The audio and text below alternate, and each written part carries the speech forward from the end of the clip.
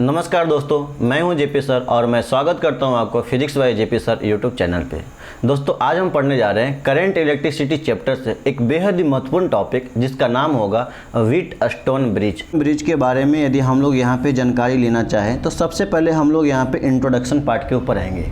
Introduction part में लिखा हुआ है कि व्हीटस्टोन ब्रिज जो होता है वो एक इलेक्ट्रिकल मेजरिंग इंस्ट्रूमेंट होता है। दूसरी बात यह कि व्हीटस्टोन ब्रिज जो होता है वो अननोन रेजिस्टेंस की वैल्यू को क्या करता है, फाइंड करता है।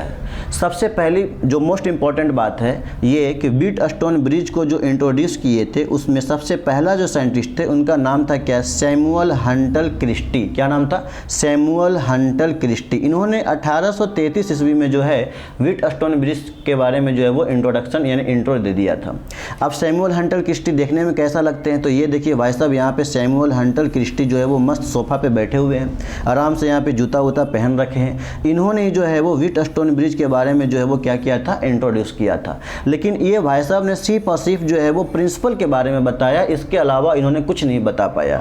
उसके बाद जस्ट बाद में क्या आया, एक दूसरा साइंटिस्ट आया जिसका नाम था कार्लिस्ट व्हीटस्टोन। अब कार्लिस्ट व्हीटस्टोन कैसा दिखते हैं तो ये है हमारे यहाँ पे देखिए कार्लिस्ट व्हीटस्टोन भाई साहब यहाँ बैठे हुए हैं। इन्होंने जब आए तो व्हीटस्टोन ब्रिज के बारे में जो है वो थ्योरेटिकल प्लस प्रैक्टिकल दोनों एक्सपेरिमेंट करके बताया और 4 रेसिस्टेंस को यूज किए और साथ में गैल्वेनोमीटर का हेल्प लिए और व्हीटस्टोन ब्रिज के बारे में इन्होंने जो है वो बता दिया। क्या बताया कि व्हीटस्टोन ब्रिज की मदद से हम लोग क्या कर सकते हैं, अननोन रेसिस्टेंस की वैल्यू को फाइंड कर सकते हैं। ये जो इनका जो यहाँ पे जो व्हीटस्टोन जो साहब यहाँ पर हैं, इनका जो थ्योरी था, इनका जो प्रैक्टिकल एक्सपेरिमेंट था वो काफ़ी ज़्यादा क्या हो गया, पॉपुलर हो गया। पॉपुलर होने की वजह से आज जो हम लोग पढ़ते हैं वो इनके नाम की वजह से पढ़ते हैं, क्या, व्हीटस्टोन ब्रिज पढ़ते हैं। क्लियर? यहाँ पे कहा यह जाता है कि बैलेंस कंडीशन के लिए व्हीटस्टोन ब्रिज में कोई भी करंट नहीं बहता है, यानी जो गैल्वेनोमीटर होता है उसका खुद का करंट होता है IG। जब जब बैलेंस कंडीशन की बात की जाएगी तब तब ये माना जाएगा कि गैल्वेनोमीटर में किसी भी प्रकार का कोई करंट की प्रवाह नहीं हो रहा है, मतलब किसी भी प्रकार का कोई करंट का फ्लो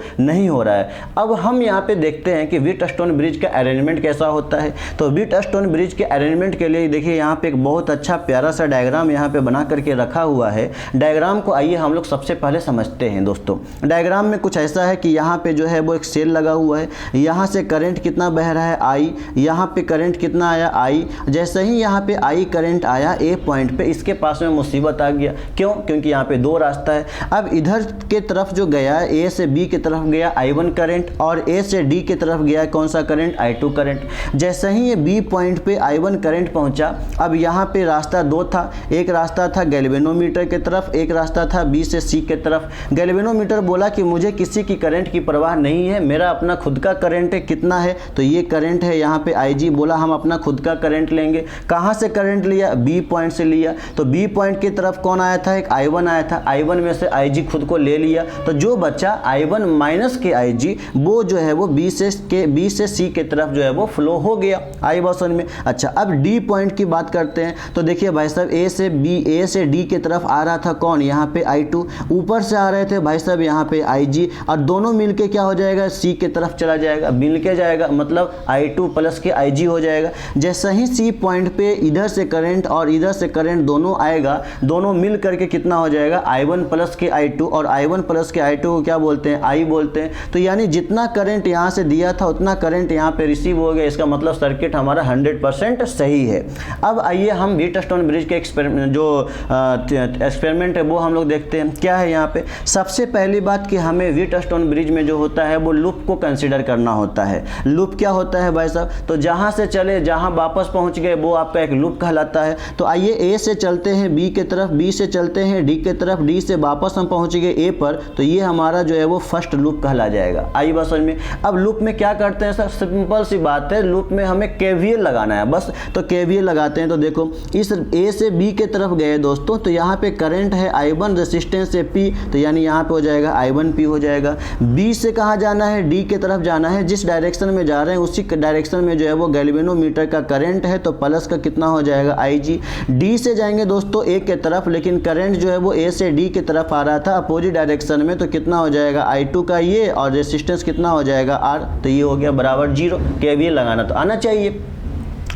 अब कहता है कि भैया बैलेंस कंडीशन के लिए IG की वैल्यू 0 होना चाहिए ना, बिल्कुल होना चाहिए। तो यहाँ पे देखिए IG की वैल्यू हम यहाँ पे 0 कर देंगे। जैसे ही 0 करेंगे तो I1 बराबर कितना हो जाएगा, I1P बराबर कितना हो जाएगा, I2R हो जाएगा। दोस्तों इसी को जो है वो हम लोग बोलेंगे इक्वेशन नंबर 1 बोलेंगे।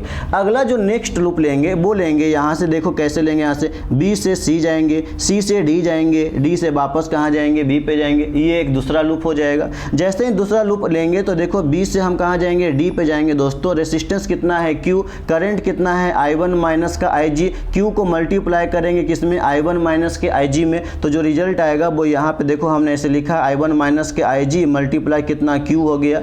C से कहाँ जाएंगे दोस्तों, D की तरफ, लेकिन करंट कैसे जा रहा है, ऐसे जा रहा है, तो यहाँ माइनस का साइन लगाना पड़ेगा। देखो यहाँ माइनस का साइन लगाया, I2 प्लस IG में S से क्या करना होगा, मल्टीप्लाई। देखो यहाँ पे S से मल्टीप्लाई कर दिया। D से कहाँ जाना है, B पे, क्योंकि लूप बनाना है तो हमें तो D से B पे जाना है, लेकिन करंट B से D पे आ रहा है, तो माइनस का IG बराबर हो जाएगा 0। दोस्तों इसको क्या करना है, I1 माइनस के IG को Q से मल्टीप्लाई करना है, इसको क्या करना है, S से मल्टीप्लाई करना है। फिर अगेन हमें क्या करना है कि बैलेंस कंडीशन के लिए IG की वैल्यू क्या रख देना है, 0। जैसे ही दोस्तों IG की वैल्यू 0 रखेंगे तो हमारा फाइनल ये बच करके आएगा। ये माइनस में है, इसको इधर धक्का दे देंगे तो ये क्या हो जाएगा, इधर प्लस में हो जाएगा। इसको इक्वेशन नंबर कितना बोल देंगे दोस्तों, 2 बोल देंगे। आई बहुत समझ में। बस करना कुछ नहीं है, ये जो आपका भाई साहब यहाँ पे इक्वेशन नंबर 1 है और ये जो भाई साहब यहाँ पे इक्वेशन नंबर 2 है, इन दोनों को आपस में क्या कर देना है, डिवाइड। जैसे ही डिवाइड करेंगे दोस्तों तो देखो यहाँ पे ये होगा और यहाँ पे ये होगा, दोनों जो है वो आपस में कटेगा।